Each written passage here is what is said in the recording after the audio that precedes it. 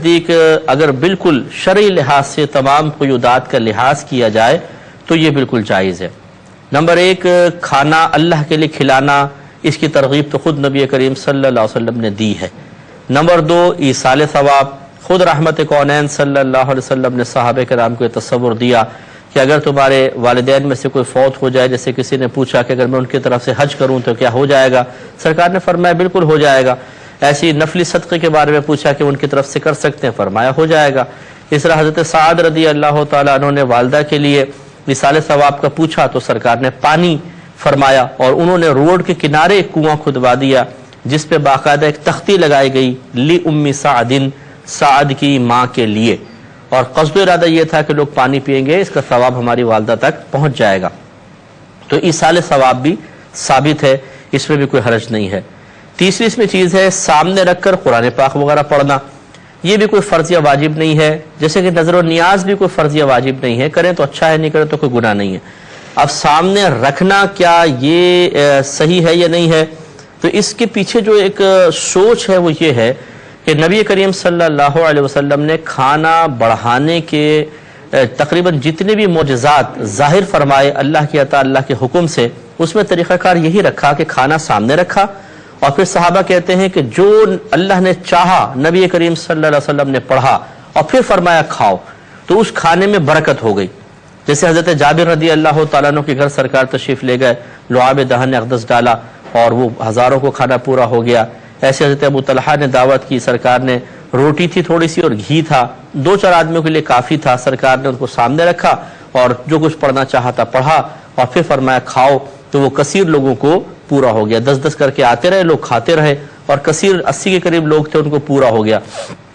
تو خلاصہ کلام یہ ہے کہ اگر کوئی اس سنت کی ادائیگی کے قصد و ارادے سے کھانا پکا کے اپنے سامنے رکھ کر کچھ قرآن وغیرہ تلاوت کر لیتا ہے اور قصد و ارادہ یہ ہے کہ اس پہ کھانے میں برکت پیدا ہو جائے، تو یہ عمل بھی نبی کریم صلی اللہ علیہ وسلم سے ثابت ہے، کوئی منع نہیں ہے۔ چوتھی ایک آخری جو قابل توجہ بات بھی ہے اور جس پہ بعض اوقات اختلاف ہو جاتا ہے کہ بعض حضرات یہ کہتے ہیں کہ جیسے کوئی یہ کہے کہ جی یہ شیخ عبد القادر جیلانی رضی اللہ تعالی عنہ کی نیاز ہے، تو اس کھانے پر غیر اللہ کا نام لے دیا گیا، اور جس پر غیر اللہ کے نام کو لے لیا جائے وہ چیز حرام ہو جاتی ہے، کیونکہ اللہ تعالیٰ نے حرام چیزوں کی تفصیل بیان کرتے ہوئے قرآن عظیم میں ایک جگہ فرمایا وما اہل بہ لغیر اللہ، یعنی اور وہ بھی منع ہے کہ جس پر اللہ کے غیر کا نام پکارا گیا ہو، تو لہٰذا کہتے ہیں چونکہ اس پر بھی اللہ کے غیر کا نام لے دیا گیا لہٰذا یہ کھانا بھی حرام ہے۔ لیکن یہاں پہ ہم دائرہ ادب میں رہ کر بغیر کسی کی نمائندگی کرتے ہوئے جو حق شرع ہے، یہ حق مسئلہ ہے، وہ آپ کی خدمت میں عرض کر دیتے ہیں کہ یہاں ہے ماں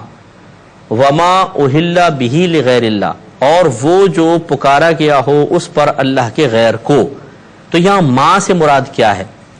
یاد رکھیں جتنے بھی مفسرین کی تفسیریں اٹھا کے پڑھ لیں آپ کو 99% مفسرین یہی کہیں گے یہاں ماں سے مراد جانور ہے،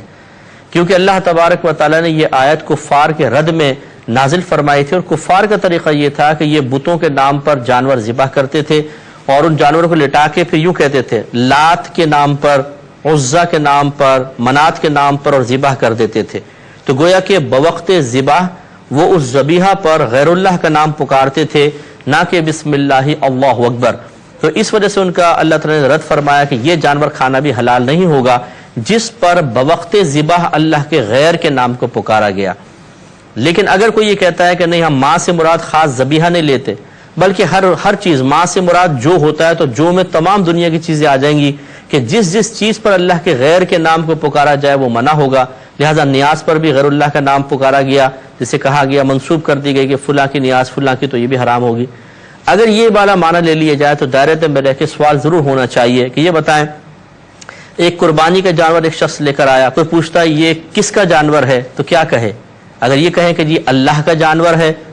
تو یہ تو کوئی کہے گا اللہ کا ہے تو پھر ٹھیک ہے میں لے جاتا ہوں، لیکن ایسا ہی ہوتا ہے کہ جو قربانی کے جانور لایا ہوتا ہے اس شخص کا نام اس پہ لیا جاتا ہے، جی یہ اکرم صاحب کا جانور ہے، یہ افضل صاحب کا جانور ہے، بتائیے اس جانور پر غیر اللہ کا نام پکار لیا گیا، اب اس کا کھانا حرام رہے گا یا حلال رہے گا؟ اگر آپ کہیں گے حلال رہے گا تو بتائیے پھر آیت کا مفہوم تو یہی کہہ رہا ہے کہ ہر وہ چیز جس پہ غیر اللہ کا نام پکارا گیا وہ حرام ہے، تو پھر کیسے یہ حلال ہو جائے گا؟ تو قربانی کے جانور کو کسی شخص کی طرف منسوب کر دیا جائے وہ حلال رہے، کھانے کو اللہ کے لیے بنا کر صرف ایصال ثواب ظاہر کرنے کے لیے کہ کس کے نام کیا گیا ہے اس کو غیر اللہ کی طرف منسوب کر دیا جائے تو حرام ہو جائے؟ یہ کیوں؟ وجہ فرق بتائیے۔ اور خصوصاً جب آپ دیکھیں حضرت سعد رضی اللہ تعالی عنہ نے جب کنویں کے اوپر نیم پلیٹ لگوا دی ایک طرح سے لِأُمِّ سعد، سعد کی ماں کے لیے، تو وہ بھی تو اس ایصال ثواب کو منسوب کر رہے ہیں اپنی والدہ کی طرف۔ تو اس کنویں پر حضرت سعد رضی اللہ تعالی عنہ کا اپنی والدہ کا یا اپنا نام لکھوا دینا، بتائیے یہ بھی تو غیر اللہ کا نام اس کی طرف منسوب ہوا، یا اس کنویں کو غیر اللہ کی طرف منسوب کر دیا ایک طرح سے، تو اس کا پانی پینا حلال رہا یا حرام رہا؟ تو لہٰذا خلاصہ کلام یہ ہے کہ کوئی بڑا جھگڑا نہیں ہے۔ ہم جواب میں کا خلاصہ بھی یہ پھر بیان کر دیتے ہیں کہ نظر نیاز کرنا یہ مستحب عمل ہے، کریں گے ثواب ملے گا، نہیں کریں گے گناہ نہیں ہے۔ اور اس کا صحیح کانسیپٹ یہی ہونا چاہیے کہ اللہ کے لیے کھانا بنائیں اور صرف قصد و ارادہ یہ ہو کہ کسی اللہ کے نیک بندے کو ہم ثواب ایصال کر رہے ہیں تو پھر کوئی حرج نہیں ہے۔ کھانا سامنے رکھنا بھی کوئی فرض یا واجب نہیں ہے، آپ بس دل میں ارادہ کر لیں وہ نیاز بن جائے گی۔ سامنے رکھنا کوئی لازم ضروری نہیں ہے، لیکن کوئی رکھے سنت کی ادائیگی کی نیت سے اور قرآن بھی پڑھ لے تو کوئی حرج نہیں ہے۔ امید ہے کہ اس پہ تفسیر حاصل میں نے گفتگو کر لی ہے تو مسئلہ آپ سمجھ گئے ہوں گے۔